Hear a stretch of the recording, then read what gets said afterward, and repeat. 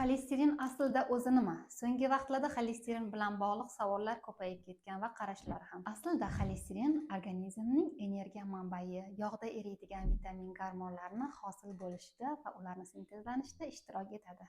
Vaznim oshib ketdi deb yog'siz mahsulotlarga yoki yog'ni foizi kam mahsulotlarni sotib olishga va iste'mol qilishga harakat qilyapmiz.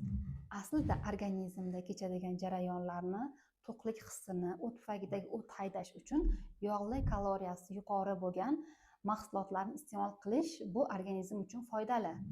Qachonki zararli uglevod, shirinlik, shakar mahsulotlaridan hosil bo'lgan zapas bo'lib yig'ilgan mahsulotlar organizmni semirishiga va yomon sifatli yog'lar hosil bo'lishiga olib keladi. Xolesterin moddasi ortiqcha yig'ilmasligi uchun jigar o't tufagining faoliyati yaxshi bo'lishi kerak. Jigarni tabiiy tozalash bo'yicha yillar davomida sinalgan foydali maslahatlarimizni keyingi videolarimizda kuzatib boring.